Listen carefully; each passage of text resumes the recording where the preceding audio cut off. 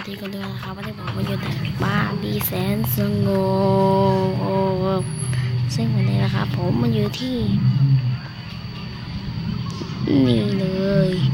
นี่ครับนี่ที่บ้านผมเองโอเคเราเข้าไปดูกันเลย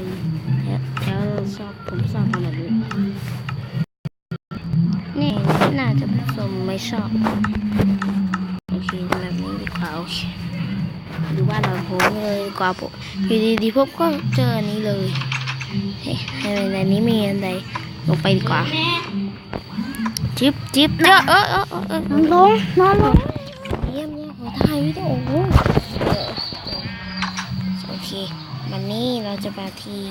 อะไรนี่เดี๋ยวเราไปฆ่าสัตว์ก่อนเนื้อฆ่าสัตว์เหรอเราว่าเป็นอาหาร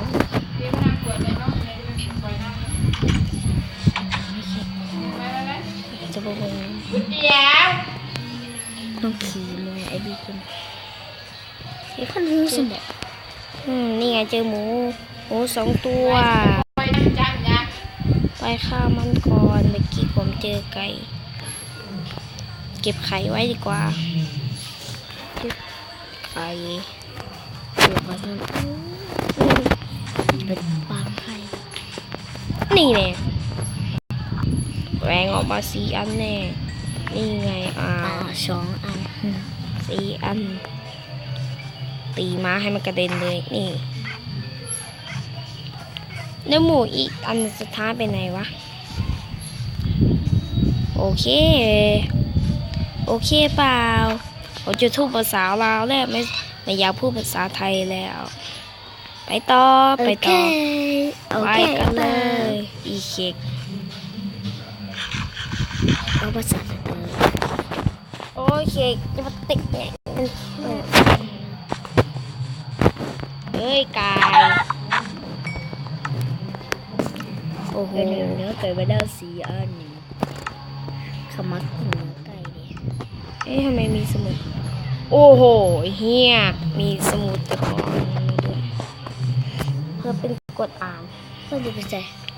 ไปหาสมุดไงไปหาปลาเค็มไงนี่เหรอที่เขาทำแบบนี้ปลาเค็มใส่ปลาเค็มปลาทูแซลมอนเดี๋ยวเจอกระดูก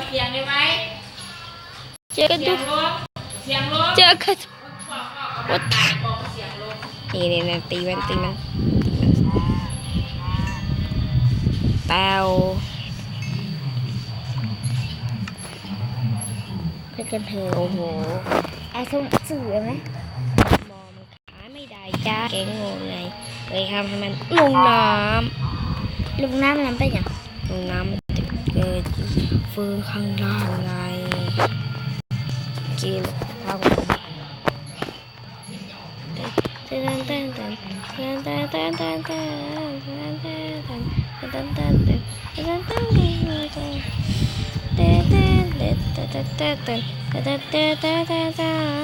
ครูทำสบายฮะครูทำสบายเลยตัวมันมีหลายเนาะว่าไม่กับเจ้าสาวแบบนี้ดิเพราะอะไรมันจริงยาวอย่างไรยาวนะนี่แหละสุดเมตตาเลยจิบพูดทำแบบสบายหาทำอีกเรียนไปหาทำอีกจิบไม่มีไปหาทำอีกก็ไปหาทำอีกดิจะกลับบ้านก่อน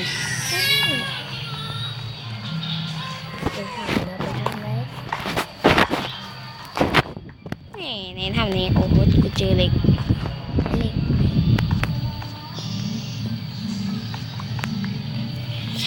จิบปิดกับขุด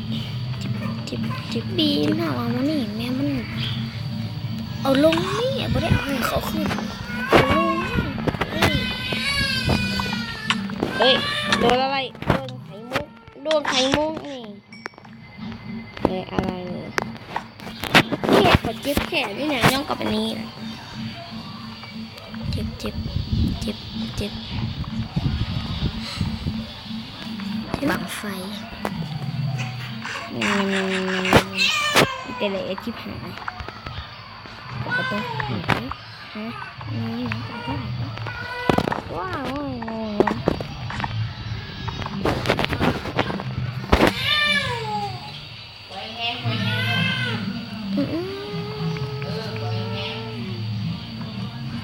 เขาว่าเอาน้องเขาเจ็บแล้วไปดีกว่าแกจะวางจากความร้อนกล้วยแม่ เจ็บมันนกแล้วก็ห้องเงินกินกล้วยตัวมันมากกล้วยกล้วยจำได้แหละลูกมันก็กล้วยแม่ เจ็บเสร็จละกลับบ้านดีกว่า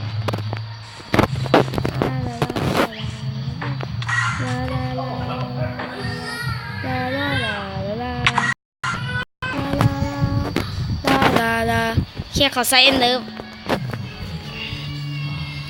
เครียดเขาใส่เอ็นเดิมแหละถึงบ้านเลย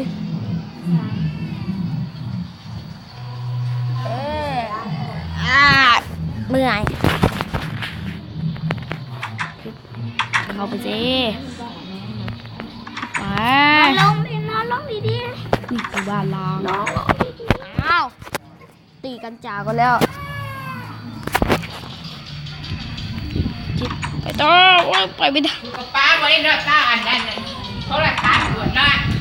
ตัวข้าวว่าอันไกมีคือไวยากลโ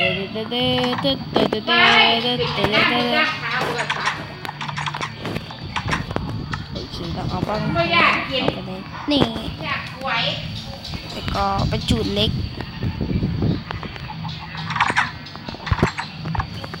กล้วย เฮ้ยให้ก่อนมัน กล้วย เป็นอย่าง ว่า นี้ คุณตัวมันสิอยู่แต่หมอน ไม่สร้างมันเถอะเอ้ยเฮียก็ติดเวรกรรมกูเนี่ย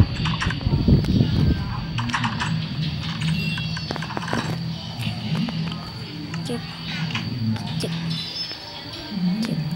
บโอเคใส่ ให้ลืมคาบอย่าง ปิ้งมอมันครับ ปิ้งอย่าง ไปบอก ปิ้งอัน ก็มีไดมอนด์ไหม จะเอาเดมอนไปทำอะไร เอาไป ที่คุณบอกอะไรจะเอาเดมอนไปเห็นอย่าง เอาเพื่อไปเทแต่นั้นเนาะ อันนั้นแหละอีหยัง มีไดมอนด์บอ บ่มี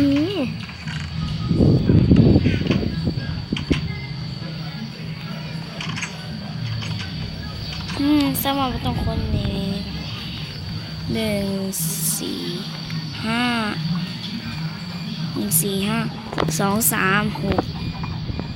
ต้นข้าวมาต้น 3 น้ำไม่ได้กิน 6โอเค ข้าวแล้วหวาน ในนี้มีไดมอนด์ไหม เดี๋ยวเรื่องจะข้าวก้อนเด้อ มีไดมอนด์อันนี้ดูสิว่าจะคราฟได้ไหมปิดประตูความลับก่อน เขาจีร้องให้ปิดมือเมียเบิ่ง มองมันก็บ่ได้คือเก่า ได้ บ่ได้บ่เสื้อคำเขาบอกโอเค ไปก่อนค่ะไปนะ ว่าแหลกcứ chẳng để cha cho cha chúa cha cho chúa để đã ru ra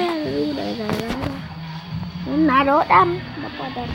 đó ลบไดมอนด์ไม่ได้ผล bằng แล้วทำยังไง bằngไฟมันค่อยดี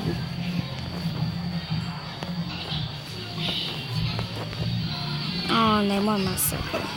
เฮ้ย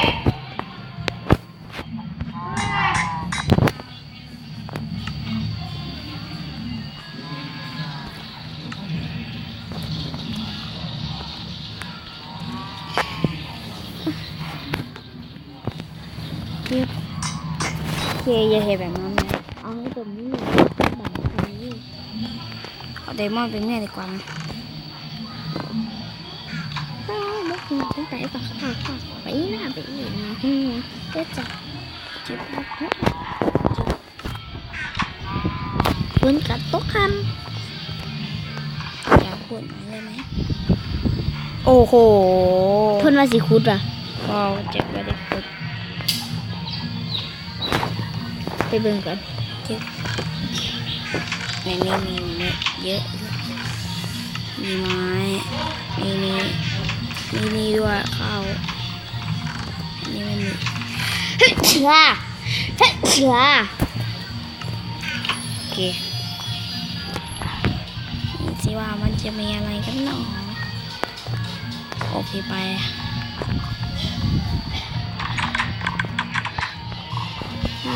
ได้19มาแล้วรอก่อน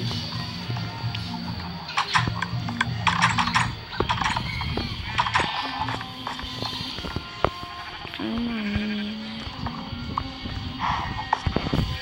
ไม่มีอะไร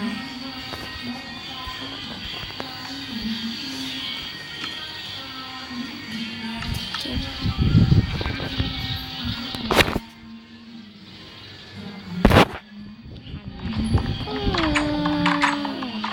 นี่เดินรู้กำแพงหนึ่ง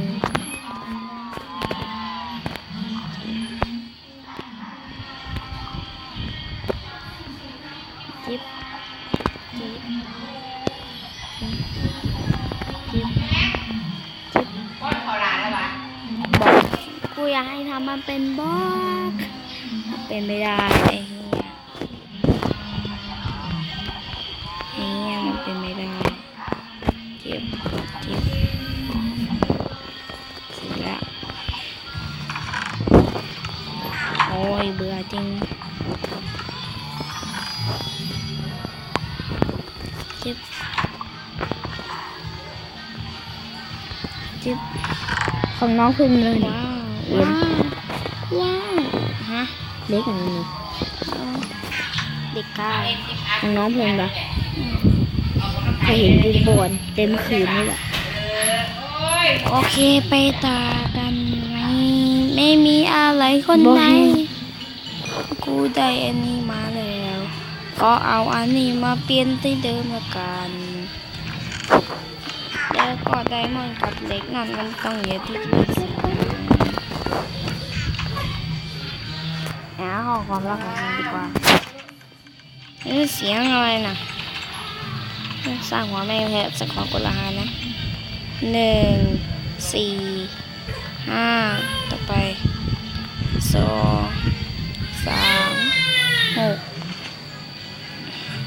6 ของนั่นแหละรหัสจะเยอะคืออยากลืมก่อน แกอยากมีอันนี้ใช่ไหม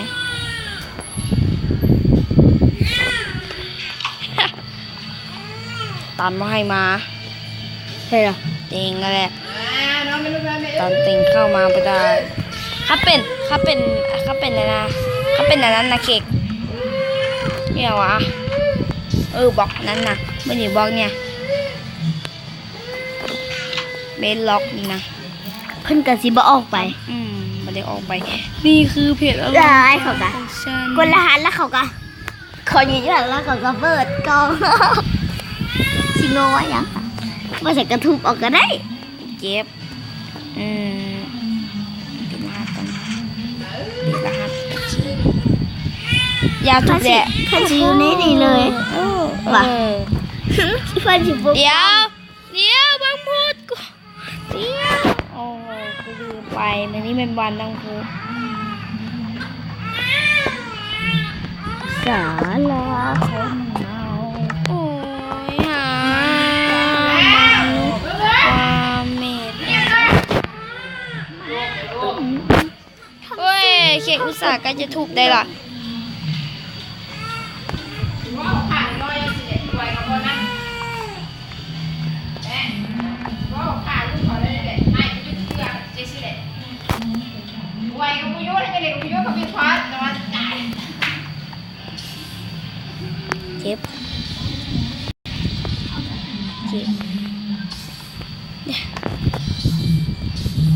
โอเคผมขอจบแค่นี้แล้วกันนะครับโอเคฝากกดไลค์กดแชร์แล้วก็ Subscribe ค โอเคอย่าลืมกดติดตามที่บีมด้วยนะครับอย่าลืมกดติดตามที่เฟกกี้แวน BERPVP นั่นเอง ขอตัวลาไปก่อนนะคะ บ๊ายบายบาย ไอ้เหี้ยโอ้โห กูเดี๋ยว ไม่อยากกดนะแต่ว่ากูขอเต้าดาโอไปดูหีมึงเลย ดู ไปดู หา จอยมึงจอนโอ้จอยมึงมันเท่จริงเลย